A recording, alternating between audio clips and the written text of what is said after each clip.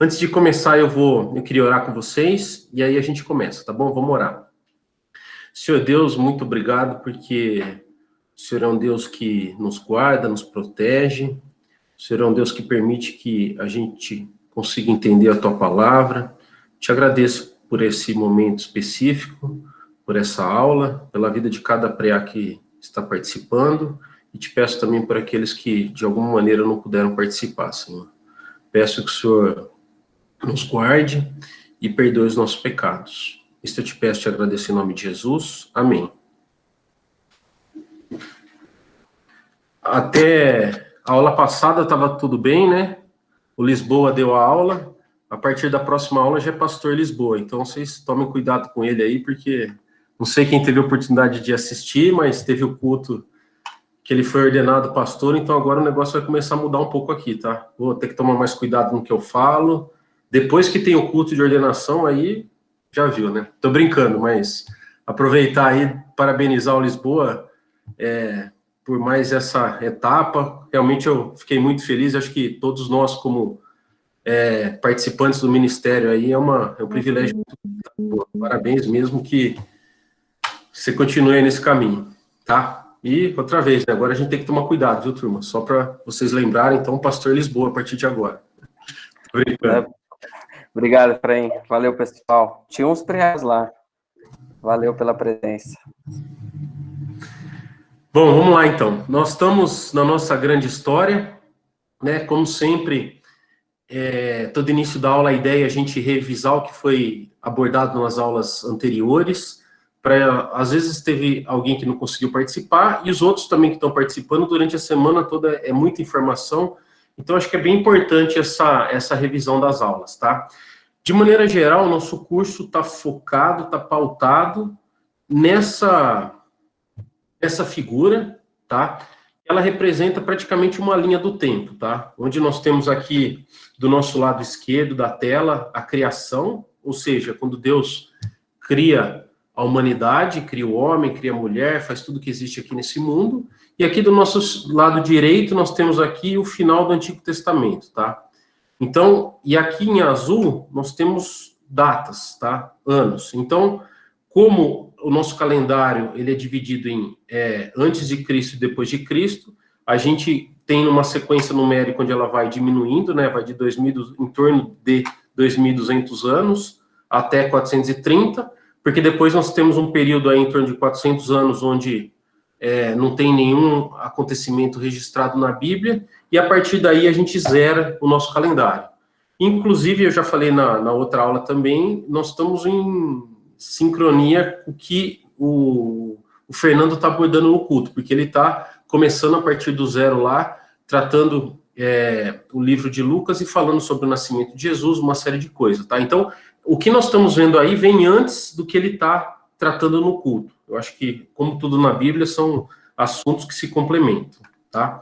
E aí nós temos épocas, períodos bem definidos, o que eu falei no começo, a história universal, período dos patriarcas, peregrinação, conquista, período dos juízes e período dos reis. Então, nós vamos hoje tratar essa parte de período dos reis. E aí, na sequência, nós temos até o final do mês de novembro as nossas aulas. A ideia é a gente finalizar até o final, tá? Isso foi um ponto bem colocado, mas a gente abordar o final do Antigo Testamento no encerramento do nosso curso, tá? Na parte inferior aqui dessa linha, nós temos os livros que compõem o Antigo Testamento e como eles são posicionados em relação a cada uma dessas histórias. Bom, falando um pouco das nossas aulas, na aula número 1, a gente viu sobre o livro de Gênesis, a origem, criação do homem e da mulher, vimos sobre a Arca, Torre de Babel, vimos sobre Jó, tá? Foi o que a gente abordou na nossa aula número 1. Na sequência, nós tá lá na nossa linha os patriarcas, e aí a gente pegou um gancho aqui desde Abraão, tá? Quando Deus falou para ele o quê? Tá vendo aquela areia do mar? Tá vendo as estrelas do céu? Assim vai ser a sua descendência. Tá? Assim será a sua descendência. E ele mesmo casou com uma mulher que era estéril, Sara, e a partir daí, em função da atuação direta do nosso Deus na vida deles. A Sara pôde ter um filho, que no caso foi Isaac. Isaac casou com Rebeca, ela teve 2 filhos, Esaú e Jacó, e aí com Jacó a gente segue uma linha onde ele teve 12 filhos, tá? Que são esses aqui que estão colocados aqui, cada nome, lá em Gênesis 29, 50. Praticamente conta a história dos filhos de Jacó, até que em determinado momento Deus mudou o nome dele para Israel, tá? E desses filhos teve um filho especial, José, que ele foi vendido pelos irmãos, e ele se tornou a pessoa, praticamente a pessoa que tinha mais poder no Egito, só sendo superado pelo faraó, tá? Então era uma pessoa muito poderosa. E ele teve 2 filhos, que foi Manassés e Efraim, tá?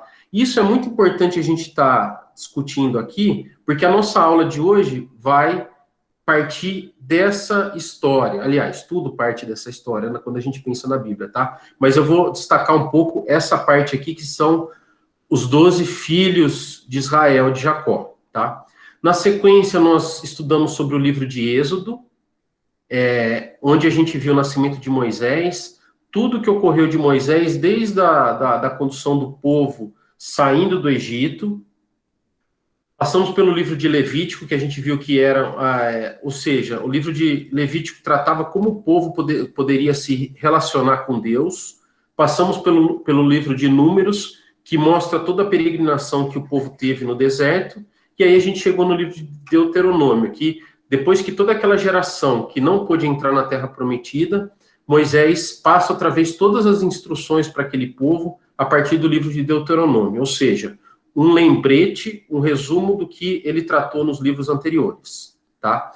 Aí na aula 4, a gente aqui entende um pouco mais um mapa da sequência de Moisés, desde a saída do Egito, lembra? Israel, Jacó, os 12 filhos, a partir daí José é o segundo homem que tem mais poder no Egito, passa-se um tempo e o povo hebreu, tá? Os descendentes de Jacó, de Israel, eles começam a ser o quê? Escravizados no Egito. E a partir daí, Moisés sai com eles. Aqui eu tenho algumas cidades, né? A cidade de Ramsés, que foram eles que construíram.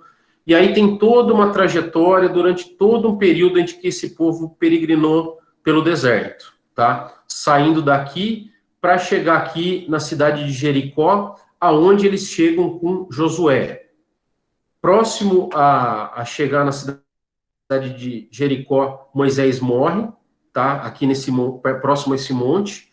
Ele chega a avistar a terra prometida e a partir daí Josué entra na jogada, tá? Um general, e aí por várias guerras, várias vitórias, algumas derrotas, mas sempre a mão de Deus conduzindo o povo para conseguir realmente tomar posse da terra prometida, tá? E agora eu quero voltar com vocês, específico nesse ponto aqui, nessa trajetória, né, em relação à peregrinação, para a gente relembrar outra vez um pouco de geografia, conforme a gente viu umas 2 aulas atrás, tá? Então, o que a gente viu? Primeiro, eu passei para vocês, eu vou repetir um pouco alguns slides, mas esse é o nosso mapa atual, uma vista do espaço aí do Google Earth, mostrando aí alguns dos continentes, África, Europa e Ásia. Aí a gente dando um zoom um pouquinho mais, a gente consegue enxergar aqui a parte da África, uma parte da Europa, tá? A parte da Ásia. E aí, dando um pouco mais de zoom, aliás, aqui a gente consegue já ver alguns outros países, né? Líbia, Egito, Sudão, toda aquela parte lá do Oriente Médio que está por aqui, ó, o palco de muitas guerras, Iraque, Irã, o Golfo, a parte dos Emirados Árabes, o Kuwait está aqui para baixo, tá? E é nessa região específica que nós estamos falando, a gente está então colocando aonde que aquele povo estava. Então o povo estava aqui no Egito, e daqui do Egito eles foram na Terra Prometida, que está aqui, ó, por volta de Israel, Jordânia, nessa região específica. Um ponto que eu falei para vocês antes, que é interessante lembrar também, que o próprio Abraão, quando saiu lá da terra de Ur dos Caldeus, Deus onde ele estava? Ele estava aqui, ó, por volta do Iraque. E ele veio para cá, aliás, ele não, né? Mas depois, com tudo que aconteceu com a fome, etc., Jacó veio com José aqui para o Egito e agora eles estão voltando para a Terra Prometida. Tá? Um último zoom para a gente entender a passagem aqui, né, do Egito, dessa parte, para chegar a entrar aqui em Israel, que é a área onde nós estamos relacionando com a Terra Prometida deles, tá?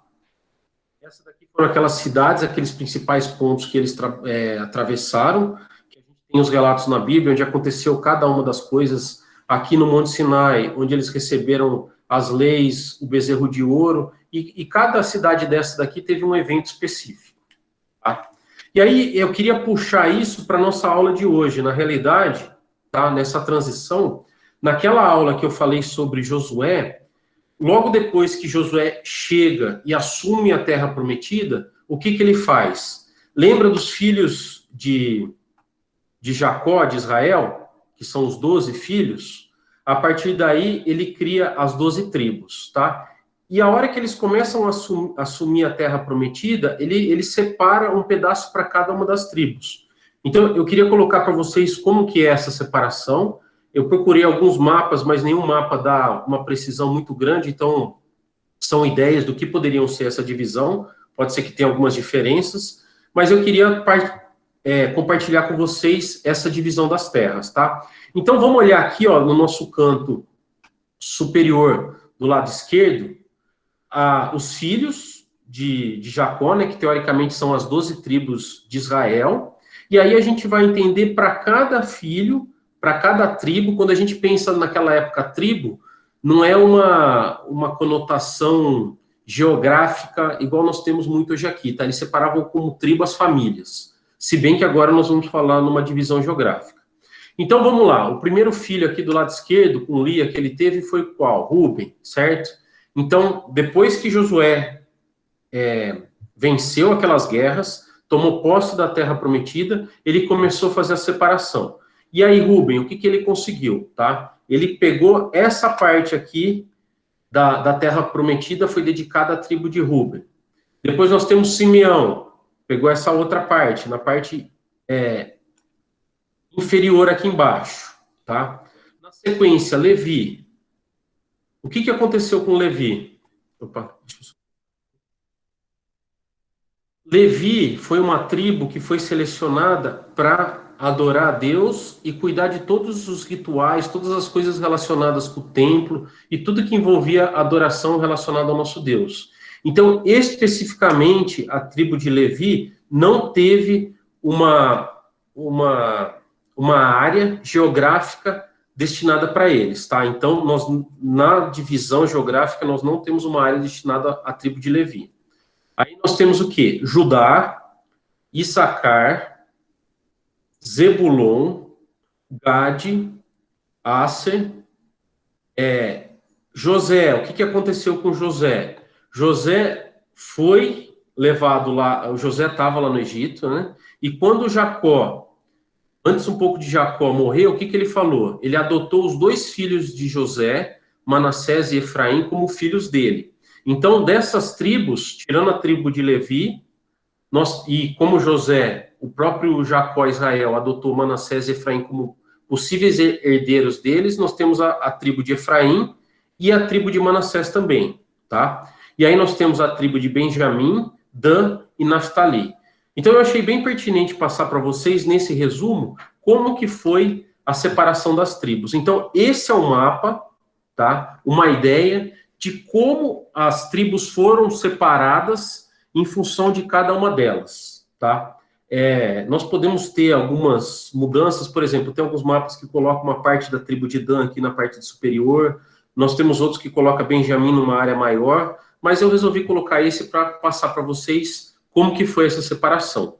E isso é muito importante, por quê? Porque logo na próxima aula nós vamos falar um pouco sobre a divisão do reino. Então eu preciso que vocês tenham esse mapa bem definido na cabeça de vocês para a gente entender o que aconteceu quando a gente fala nos reinos do sul, no reino do norte e assim por diante, tá? Então, eu voltei um pouco, estou falando da divisão que Josué estabeleceu com as 12 tribos, e foi assim que foi definido as áreas, né, de cada uma das tribos. Aí, na sequência, então, nós temos a nossa aula anterior, que foi que o Lisboa ministrou para vocês, que entrou os juízes. Ou seja, antes de Israel ter um rei, havia uma série de líderes chamados juízes. E aí eu quero fazer também um resumo, lembrando dos nossos pontos de atenção. Vocês lembram que nós tivemos aliás, essa é a sexta aula, e cada aula a gente começou a tratar de um ponto de atenção específico, tá? Primeira aula, agora é a vez de vocês, tá? Quem está com o microfone ou não, agora é a vez de vocês participarem um pouco. Eu queria que vocês me ajudassem a lembrar o ponto de atenção na realidade foi a segunda aula, inclusive relacionado com essa figura aí dos patriarcas. Quem que lembra qual foi o primeiro ponto de atenção que nós tivemos? Eu acho que foi julgo desigual. Perfeito, Mel, julgo desigual. Ou seja, é aquela história que, quando a gente for buscar, quando eu digo a gente, vocês, tá? Tiver na época certa de namorar e etc., a característica mais importante vai estar relacionada com o quê? Se a outra pessoa realmente tem a mesma fé que vocês, tá? Se ela aceitou Jesus ou não como Salvador. Isso é a característica mandatória e é a mais importante. Se não aceitou Jesus como Salvador, ela não pode ser o seu namorado ou sua namorada, ok? Segundo ponto de atenção, qual foi? A maldição e a bênção. Maldição e bênção. Boa, Sofia. Lembra lá? Moisés chegou para o povo e deixou claro para ele, a partir de agora vocês podem escolher, tá? Vocês têm dois caminhos, maldição ou bênção. O que vocês querem? E da mesma maneira, a gente tem essas escolhas hoje também na nossa própria vida. Terceira aula.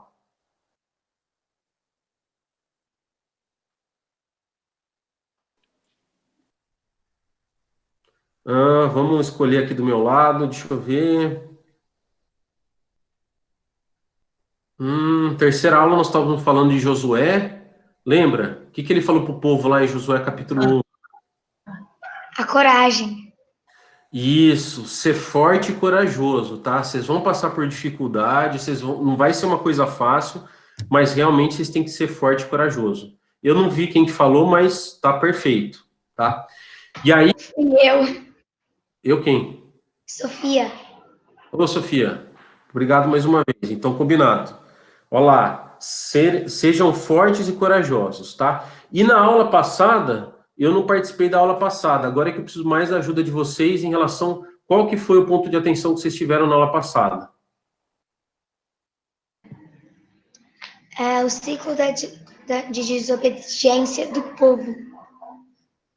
Ciclo da desobediência do povo. Então, vamos lá. A Sofia já falou uns, vamos escolher alguém aqui para falar. Ai. Eu acho que era alguma coisa assim, redenção ou alguma coisa assim. Tá, então tá. Vamos lá, Davi, você acertou um. Vamos ver, são 4. Pelo que eu lembro, são 4. São 4. Vamos pegar um... Começa com a letra. Safadeza. Peraí. Safadeza, maldição. Safadeza, sertão, súplica e salvação. Opa! O pessoal tá bem alinhado, hein? Mas foi o Dani que escreveu no chat e eles leram. Hã? O Dani escreveu no chat e eles leram. Não foi isso, não. Bom, então o Dani escreveu já é ótimo. Safadeza, servidão, súplica e salvação. Combinado. Parabéns, pessoal. Estamos bem alinhados, ou seja, a gente via que o povo participava de um período de o quê? Safadeza. Safadeza é fazendo coisa boa ou não? Não. É isso aí. E aí, em relação... Depois que eles faziam a safadeza, o que vinham para eles? A safadeza... Eles eram salvos ou não? Não, aí já é quase no final, Vinícius. Antes de serem... Verdade. Depois que eles faziam as coisas erradas, o que acontecia? Um dos juízes morria? Não, antes Servidão. Servidão, ou seja, o que é a servidão? Eles eram colocados como escravos, passavam fome, uma série de dificuldades. Como se fosse assim. Depois, quando eles estavam lá no pior do momento, o que eles faziam? Súplica. O que significa? O que é súplica? O que eles querem que alguém agora que não está lendo me fale o que eles faziam como súplica? Eles Pediam suplicavam, ajuda eles pra Deus. pediam, Eles pediam que Deus libertasse eles Perfeito, eles pediam que Deus libertasse eles, tá? da escravidão. E por último, nós temos a salvação, tá? Será que esse ciclo de 4 S's ocorria só naquela época ou não? Bom, às vezes acontece hoje em dia. Nos dias de hoje acontece. Tem um pastor da nossa igreja que, inclusive, dele é o Marcelo Berti. Eu nem sei se eu esqueci o nome do Bertinho. Mas eu lembro que ele teve um ponto que ele falou muito que onde que ele mais viu o pessoal buscar Deus, etc., geralmente é nos hospitais, tá? O que isso quer dizer? Geralmente, em momentos que nós estamos passando pela nossa maior dificuldade, é que a gente acaba fazendo o quê? Suplicando, pedindo para Deus nos guardar, nos abençoar ou mudar alguma coisa na nossa vida. Naquele momento que está tudo bom, todo mundo jogando, se divertindo, etc., a gente geralmente faz o quê? Acaba não agradecendo, não... Eu acho que ele que o nome faz. do filho era Natan. Natan, esqueci o Natan, tá certo.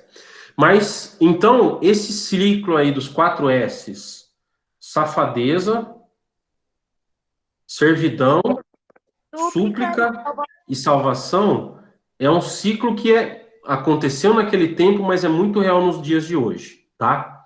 Bom, como sempre, a nossa aula demora mais tempo no resumo do que a aula inteira, mas é legal, porque aí a gente cada vez vai acertando as aulas. E eu estou bem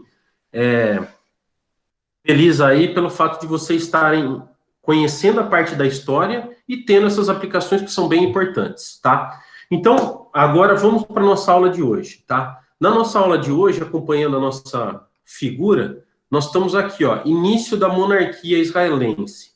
Quando a gente fala início da monarquia, quando fala monarquia, que palavra que vocês lembram, que vem à cabeça? Rei. Rei, rainha, Perfeito. príncipes, né? Então, nós vamos tratar o capítulo até o 1 Samuel, 2 Samuel e 1 Reis. Na realidade, pela definição que ele está colocando aqui, antes de Samuel capítulo 8, eles consideram que Samuel também foi um dos juízes, tá? Além de profeta, ele pode ter sido um dos juízes. Então, por isso que nós vamos... Ele coloca aqui 1 Samuel 8. Mas a gente vai praticamente iniciar a nossa aula hoje no livro de Samuel, tá? Opa, antes da gente iniciar, eu queria voltar naquele mapa, porque esse mapa tem muito a ver com o que a gente está falando hoje, tá? Esse aqui, ó, é aquele mesmo mapa lá do Google Earth, só que eu coloquei numa visão noturna para a gente ter um pouco mais ideia das divisas. E olha o que chama atenção aqui, ó. Qual que é o nome dessa cidade que eu estou apontando? Jerusalém. Jerusalém, perfeito. Só quero saber qual é o capítulo e versículo. Desculpa, quem perguntou? Eu. Fala, Davi. Então, qual? É aonde que é? Pra Nós vamos estudar hoje 1 Samuel, 2 Samuel e 1 Reis. 3 livros. Ok, obrigado. Ok? Bom, então eu quis mostrar para vocês hoje o nosso mapa, em destaque aqui Jerusalém, tá? Aqui já é uma outra visão, considerando lá, lembra? Jericó, Jerusalém e Monte Nebo. Aqui tem um aviãozinho, mas não tem a ver com aquela época, não, tá? É que nos mapas apareceu algum aeroporto aqui perto, mas tudo bem.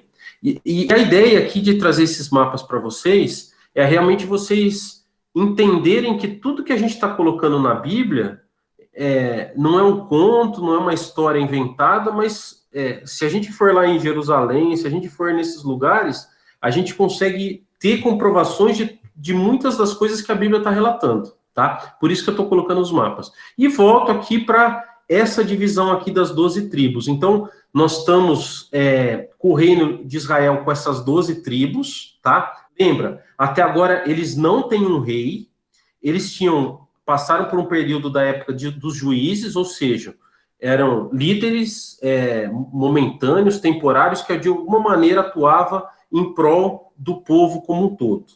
E aí a gente começa com 1 Samuel. O que o livro de 1 Samuel relata? Tá? Ele relata a história de um pai fracassado, o sacerdote juiz Eli.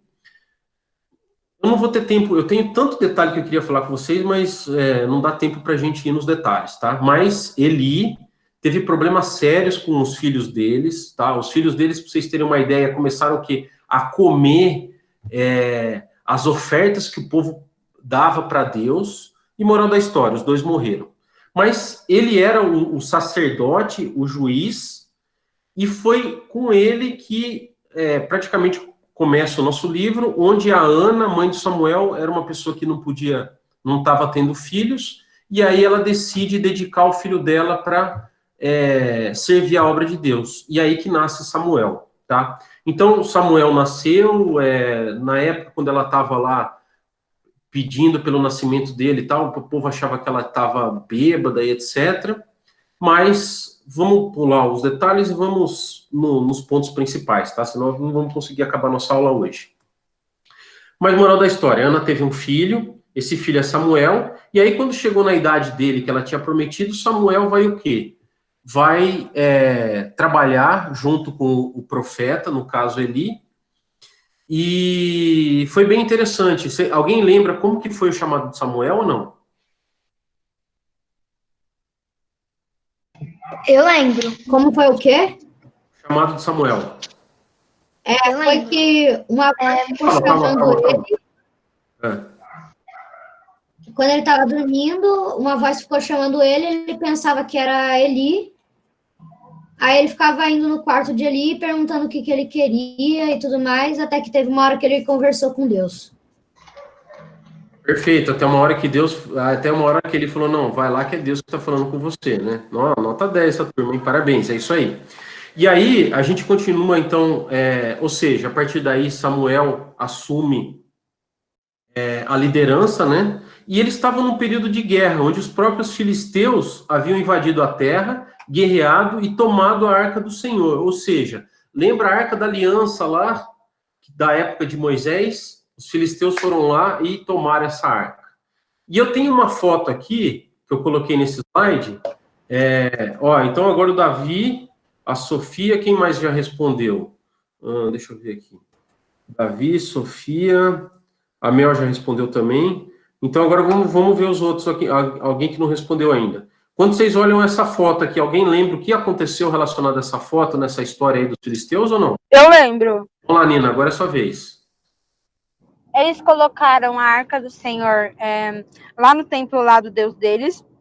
E passou alguns dias, ou passou um dia, e coisa deles estava despedaçado, estava caído, prostrado no chão, diante da arca. Perfeito, é isso aí. Eles roubaram a arca, levaram a arca, e quando viu aquele Deus lá, estava caído, com a cabeça quebrada. Fala, Sofia, você quer complementar? Uhum.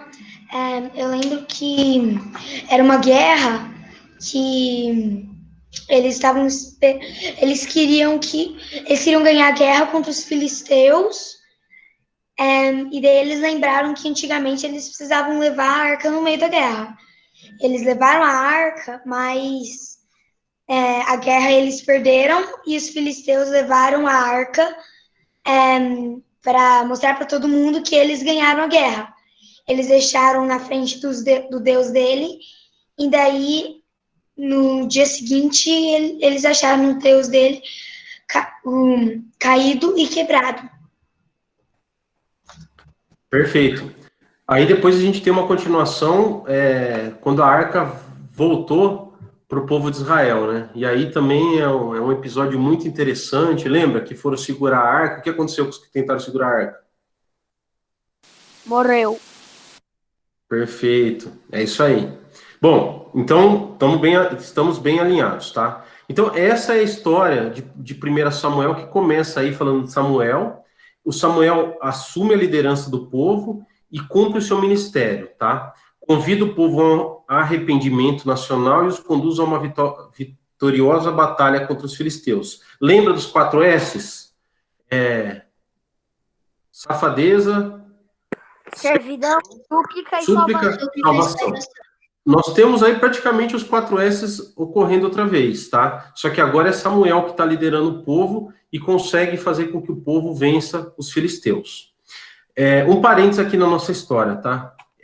Por isso que eu acho que é tão importante a gente ter essa ideia dessa linha do tempo, porque agora, quando vocês quiserem qualquer informação, agora não, né? Mas no momento que vocês passam a compreender a linha do tempo, onde estão as coisas na Bíblia, fica muito mais fácil para vocês procurarem as histórias. Então, por exemplo, se vocês não tinham toda a certeza em relação a essa história da arca e o Deus que perdeu a cabeça deles lá dos filisteus, sabe que está logo no começo de Samuel, porque foi nesse momento, depois que Samuel assumiu a liderança do povo e que os filisteus roubaram a arca, que o negócio aconteceu, tá bom? Então vamos voltar lá. E aí, um ponto muito importante em 1 Samuel, eu queria que todo mundo abrisse a Bíblia lá em 1 Samuel capítulo 8. Tá?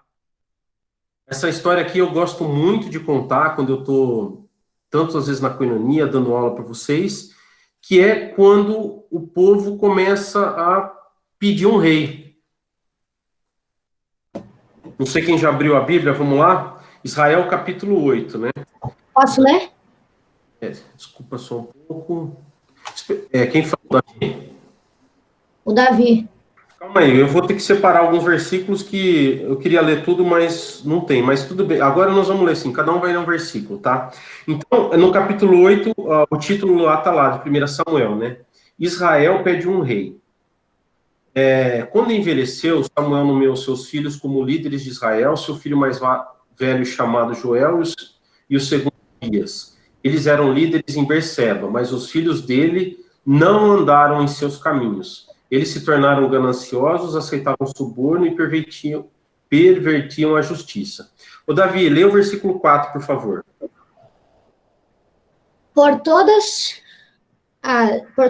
Por isso, todas as autoridades de Israel reuniram-se e foram falar com Samuel em Ramá.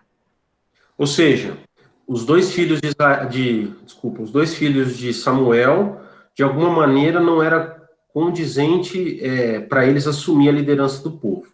E aí, as autoridades se reuniram e falaram, vamos falar com Samuel, lá em Ramá, certo? Vamos lá agora, vamos ver quem que vai ler aqui. João Ricardo Frazão. Você consegue ler o 1 Samuel, capítulo 8, versículo 5? Vamos lá, pessoal, todo mundo com a Bíblia aberta, hein? Na sequência vai ser os próximos. Posso ler o capítulo 5? O capítulo 8, versículo 5. Isso daí, João. Efraim, Oi. é o Vinícius que tinha falado. Vinícius. O Vinícius, eu falei João, Ricardo, Frazão. João não falou nada. Tá, pode ler. Quem que vai ler agora, Aqui, Vinícius? posso ler?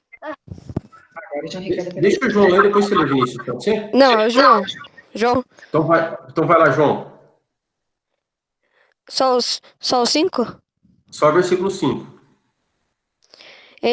Eles disseram: Olha, o Senhor está idoso e seus filhos não seguem seu exemplo. Escolha um rei para nos julgar, como ocorre com todas as outras nações. Perfeito. Moral da história. Samuel, você já está meio velhinho, seus filhos não são gente muito boa, escolhe um rei para que nos lidere, como as outras nações. Agora é a vez do Vinícius, versículo 6. Versículo 6? Ok. Samuel não gostou do pedido deles. Então orou a Deus, o Senhor. Em Samuel, perfeito. Então, Samuel não gostou, eles oraram. E o versículo 7, Letícia Souza. Capítulo 8, versículo 7. Consegue ler, Lê?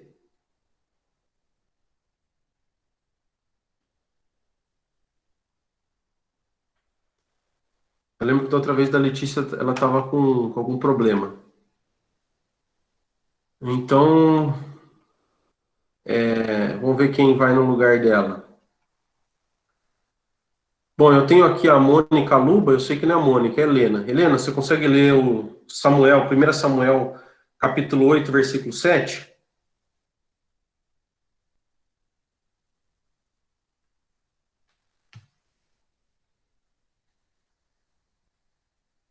Helena? Posso ler, Efraim? Espera aí, deixa eu só ver. Então tá, a Letícia não conseguiu, a Helena também não. Quem que tá querendo? Vinícius? Aham. Pode ler então, Vinícius. É o 7? O 7. Ok. E ele respondeu assim: atenda o pedido do povo. Não é só você que eles rejeitaram. Eles rejeitaram a mim como rei. Então aí Deus colocou para eles, né? Colocou para o Samuel, ó, não precisa se preocupar, não é vocês que ele, não é você que eles rejeitaram, não, sou eu, tá? Aí a gente vai pular um pouquinho e tal, e aí, vamos lá no versículo 10, tá? Eu vou ler o versículo 10 e o versículo 11. 10. Samuel transmitiu todas as palavras do Senhor ao povo que estava lhe pedindo o rei, dizendo: o rei que reinará sobre vocês reivindicará como seu direito o seguinte: ele tomará os filhos de vocês para servir em seus carros de guerra e em sua cavalaria, para correr à frente dos seus carros de guerra. Colocará alguns como comandantes de 1.000 e outros como comandantes de 50. Ele os fará arar a terra, fazer a colheita e fabricar armas de guerra e equipamentos para os seus carros de guerra. Tá? Então, olha que legal. O que Deus está falando lá para o povo? Falando, vocês têm certeza que vocês querem um rei? Olha o que o rei vai fazer com vocês. Ele vai pegar o filho de vocês e vai colocar para quê? Vai colocar nos carros de guerra dele, vai fazer o povo trabalhar para ele e vai fazer com que suas filhas sejam cozinheiras, padeiras, perfumistas. Ele vai pegar no versículo 14, ele fala que vai tomar o melhor da plantação, etc. Então, Deus tinha um plano perfeito, que não demandava um rei, mas o povo estava por outro lado. Não, nós queremos um rei. Por quê? Porque eles viam que os outros povos tinham um rei, tá? E aí, seguia no versículo 19, tá? Todavia, o povo recusou-se a ouvir Samuel e disse: não, queremos ter um rei. Seremos como todas as outras nações, um rei nos governará e sairá à nossa frente para combater as nossas batalhas. Então, olha lá o que o povo fala. Eles querem um rei, tá? Mesmo Deus falando para ele tudo o que vai acontecer. E aí, o que acontece? Deus realmente concede um rei para eles. Vocês estão vendo aí no slide do lado uma figura do rapaz forte, alto? Eu queria só para vocês terem uma ideia como que era a aparência do rei que eles escolheram, tá? Aliás, o primeiro rei. Havia um homem de Benjamim, rico e influente, chamado Quis, filho de Abiel, neto de Zeror, bisneto de Becorate e trineto de Áfia. Ele tinha um filho chamado Saul, jovem de boa aparência, sem igual entre os israelitas. Os mais altos batiam nos seus ombros. Então, olha o primeiro rei de Israel que é escolhido, Saul. Vocês conseguem entender como Saul era? Era um cara que os mais altos de Israel batiam no ombro dele, tá? Eu não sei se vocês percebem isso, mas às vezes eu estou lá no culto, eu dou uma olhada na estatura média do pessoal, tá? Na altura média do pessoal que está lá no culto. Tem algumas pessoas que são mais altas, outras pessoas que são mais baixas. Vamos imaginar que a gente está lá no culto e que a pessoa mais alta que está lá no nosso culto batia no ombro de Saul. Olha o tamanho que Saul era, tá? E além disso, para as meninas aí, olha a característica que ele coloca de Saul aqui. Jovem de boa aparência, sem igual entre os israelitas, ou seja, era um cara bonito, tá? Então, esse foi o primeiro rei que foi escolhido para reinar sobre Israel. Então, era um cara rico, alto e bonito, tá? Aí no capítulo 10, fala que Saul apanhou um jarro de óleo, derramou sobre a cabeça de Saul e o beijou, dizendo: o Senhor ungiu como líder da herança dele, tá? Só que mesmo esse jovem alto, bonito e rico, ele não atendeu o que Deus queria, tá? Aí no capítulo 13, versículo de 4 a 14, a gente vê um dos primeiros problemas relacionados Saul, e o ponto que está aqui, né? Samuel tinha passado um procedimento para o Saul, tá? Que ele tinha que esperar o Samuel retornar para queimar o holocausto, oferecer o holocausto, e aí o exército estava perdendo, etc. Saul não quis saber, queimou o holocausto antes de Samuel chegar. E aí no capítulo 3, versículo 11, Samuel pergunta para ele, o que você fez? E aí Saul fala que quando ele viu soldados, ele foi lá e queimou o holocausto, tá? E aí Samuel disse para ele, você agiu como um tolo, desobedecendo ao mandamento que o Senhor, o seu Deus, lhe deu. Se você tivesse obedecido, ele teria estabelecido para sempre o seu reinado de Israel. Mas agora, o seu reinado não permanecerá, tá? O Senhor procurou um homem segundo o seu coração e designou líder de seu povo, pois você não obedeceu ao mandamento do Senhor. Então, nesse momento em que Saul desobedece Deus procura uma outra pessoa para substituir Saul, tá? E aí, em 1 Samuel 15, tem um monte de história bem interessante, que é quando Deus passa para Saul conquistar os exércitos dos amalequitas, e Deus fala para ele, olha, Saul, vocês vão destruir tudo. E adivinha o que Saul fez? Quem lembra dessa história de Saul com os amalequitas? Ele pegou algumas vestes, né? E pegou animais. Perfeito, olha aqui, ó, no versículo 15:3, que foi passado. Agora vão, ataquem os amalequitas e consagrem ao Senhor para destruí-los tudo que lhes pertence. Não poupem, matem homens, mulheres, crianças, tudo, tá? No versículo 9, capítulo 15, mas Saul e o exército pouparam Agag, o melhor das ovelhas e dos bois, os bezerros e os cordeiros, pouparam tudo que era bom. E aí, olha o versículo, capítulo 15, versículo 12. De madrugada, Samuel foi ao encontro de Saul, mas eles lhe disseram, Saul foi para o Carmelo, onde ergueu um monumento em sua própria honra, e depois foi para Gilgal. Quando Samuel encontrou Saul, disse, o Senhor te abençoe. Eu segui as instruções do Senhor. Samuel, porém, perguntou, olha o que Samuel pergunta para ele, então que balido de ovelhas é esse que ouço com os meus próprios ouvidos? Que mugido de bois é esse que estou ouvindo, tá? Então, Deus tinha dado uma ordem clara para Saul, e Saul não segue essa ordem. E a partir daí, Saul vai atrás de Samuel, rasga a veste, aí continua falando, ele acaba perdendo essa possibilidade de ser rei de Israel, tá?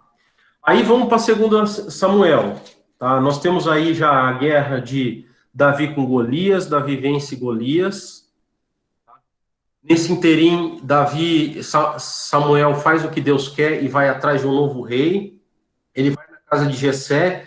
Jessé tem vários filhos, e cada filho que Jessé ia apresentando, Samuel fala, não é esse, não é esse, não é esse, até que chega no filho mais novo, que era Davi, e aí Jessé sem acreditar, porque já era o mais fraco deles, etc. A hora que Davi chega, Samuel fala, não, é esse que vai ser o rei, tá? Então, Samuel unge Davi.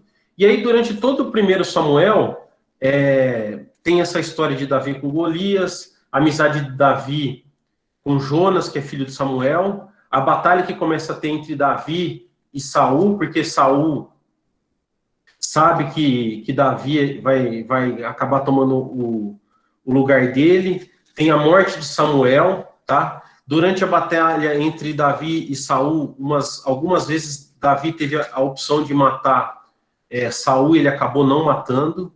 Em paralelo, na maioria das guerras, Davi acaba vencendo os inimigos do povo de Israel, então todo o povo de Israel começa a ir para o lado de Davi como rei, até que numa guerra tem o suicídio de Saul, ou seja, no final de Samuel, Saul se suicida, e a partir daí, no início de 2 Samuel, começa na história onde Davi recebe a notícia da morte de Saul.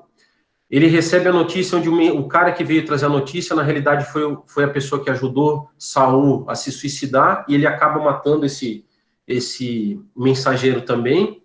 E todo o 2 Samuel está baseado na história de Davi, tá? Tudo que Davi fez, todas as vitórias que ele teve, que foram várias, e também tem os pecados de Davi, tá? Davi tem alguns pecados aí. O principal dele foi ter um relacionamento com uma mulher que era casada com um dos, eu não lembro se era general, mas um dos oficiais de Davi. E isso foi um problema sério para Davi, tá? Esse relacionamento. E Davi desejava construir o templo também, mas não foi permitido por Deus.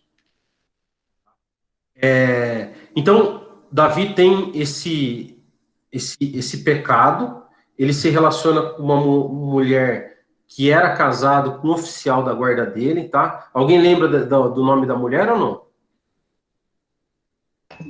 Bathsheba, não é? Betseba. Perfeito. Então, ele se relaciona com Betseba, e isso traz um problema sério para ele. Davi erra. Tá? E aí, na sequência, Davi morre, e quem assume o reinado é o filho dele, Salomão, tá? Eu queria que vocês abrissem, então, em 1 Reis, capítulo 4, para a gente entender um pouco o que foi o reinado de Salomão. Aliás, Posso ler? Nós vamos pular um pouco, que agora eu tenho mais praticamente 10 minutos. Eu tenho alguns slides que falam de Salomão, tá? Qual foi a grandeza do reinado dele, o templo que ele construiu e qual foi a queda de Salomão, tá? Só que, antes de falar em Salomão, eu quero ler lá com vocês 2 Samuel, capítulo 12, tá? Lembra, agora é o horário para a gente prestar total atenção, que é o ponto forte dessa aplicação da nossa aula, tá? Aquela parte que realmente eu gostaria que vocês prestassem atenção, que é o ponto mais importante para a gente colocar como aplicação prática. Eu vou ler, só para vocês entenderem o que está acontecendo, tá? 2 Samuel, capítulo 12, do versículo 1 ao 14. E o Senhor enviou a Davi o profeta Natã, já não era Samuel, lembra que Samuel tinha morrido? No lugar de Samuel entrou Natã como profeta. Ao chegar, ele disse a Davi: 2 homens viviam numa cidade, um era rico e pobre. O rico possuía muitas ovelhas e bois, mas o pobre não tinha nada, senão uma cordeirinha que havia comprado. Ele a criou e ela cresceu com ele e com seus filhos. Ela comia junto dele, bebia do seu copo e até dormia com seus braços. Era como uma filha para ele. Certo dia, um viajante chegou à casa do rico e este não quis pegar uma de suas próprias ovelhas ou de seus bois para preparar-lhe uma refeição. Em vez disso, preparou para o visitante a cordeira que pertencia ao pobre. Então Davi encheu-se de ira contra o homem e disse a Natã: vocês estão entendendo, tá? O que aconteceu? Imagina um cara pobre que só tinha uma ovelha, na realidade um cordeiro, tá? E era a única coisa que ele tinha, ele comia junto com esse cordeiro, ele dava do alimento dele para ele, tratava desse cordeiro como se fosse parte da família. E por outro lado, tinha uma pessoa muito rica, com vários cordeiros, vários bezerros, etc. E em determinada maneira, um viajante passou lá, precisaria fazer um banquete. Em vez daquele cara rico que tinha várias ovelhas, vários bezerros, um monte de cordeiro, pegar um animal dele e sacrificar, ele foi lá e pegou o animal do pobre, tá? Daquele que só tinha um. A hora que Davi escutou isso, o que Davi fez? Versículo 5. Então Davi encheu-se de ira contra o homem e disse a Natã: juro pelo nome do Senhor que o homem que fez isso merece a morte. Deverá pagar 4 vezes o preço do cordeiro, porquanto agiu sem misericórdia. Olha a palavra do rei, hein? Davi ficou furioso da vida com aquilo. E aí entra o que Natã passa para ele, tá? Você é um homem, disse Natã a Davi, e continuou: assim diz o Senhor Deus de Israel: eu ungi rei de Israel e o livrei das mãos de Saul.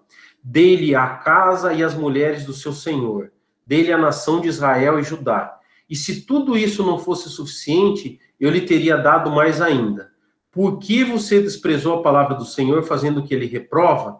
Você matou Urias, o hitita, com a espada dos amonitas e ficou com a mulher dele. Por isso a espada nunca se afastará de sua família, pois você me desprezou e tomou a mulher de Urias, o hitita, para ser sua mulher, tá? Então imagine a situação de Natã. Ele estava falando com o rei. Davi era o rei do povo. Ele poderia fazer o que ele quisesse com Natan. E aí que eu queria deixar com vocês como um aviso importante, tá? Apesar de Davi ter errado, por que Davi é conhecido como um homem segundo o coração de Deus? Porque ele se humilhou e reconheceu seus pecados. Tá?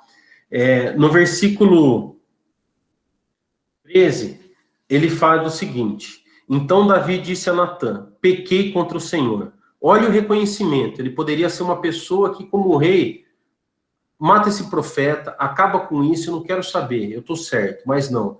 Ele reconheceu o seu pecado, tá?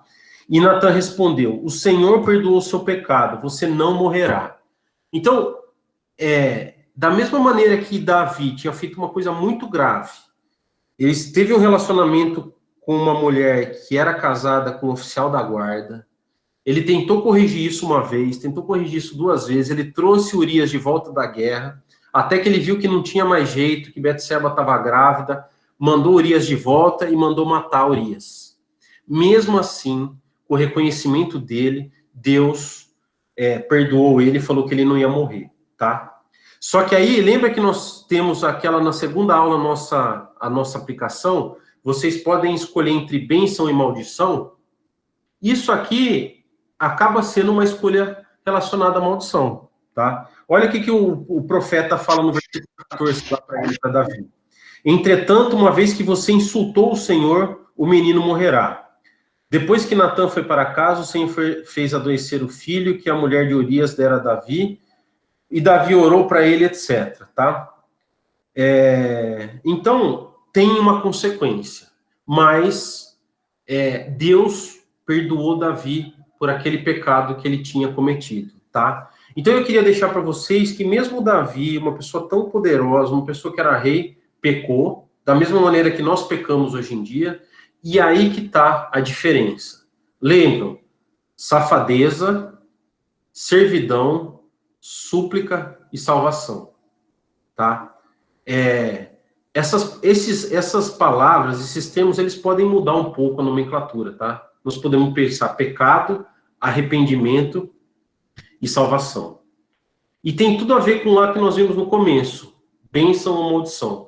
Dependendo do caminho que a gente escolher, dependendo do pecado que nós cometemos, nós vamos cometer. Se a gente se arrepender, Deus vai nos perdoar daquele pecado, mas nós vamos sofrer as consequências daquilo. Da mesma maneira que aconteceu com Davi, tá? Então, eu queria deixar como ponto de atenção para vocês, aviso importante, para a gente finalizar a nossa aula, já complementando o que foi tratado na aula passada, a importância que é da gente realmente reconhecer o nosso pecado.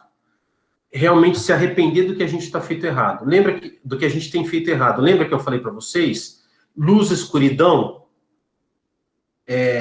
caminho estreito e caminho largo, salvação e condenação. É nesse momento, a hora que a gente se arrepende, que a hora que nosso coração começa a encher pela escuridão, que a escuridão começa a tomar conta da luz, ocorre o contrário, a luz começa outra vez a reinar e tomar conta do nosso coração, tá? Bom, são 7 horas, a conclusão de Salomão vai ficar para a próxima aula, e aí eu queria que vocês até pesquisassem quantas mulheres Salomão casou, tem ali depois, nós vamos tratar sobre isso, e eu queria realmente, então, a gente parar por aqui, que são 7 horas, e abrir um intervalo aí, um tempo de 5 minutos e tal, se alguém tem alguma pergunta, quer fazer alguma colocação, tá? Então, eu queria deixar esse momento agora aberto para a gente finalizar a nossa aula.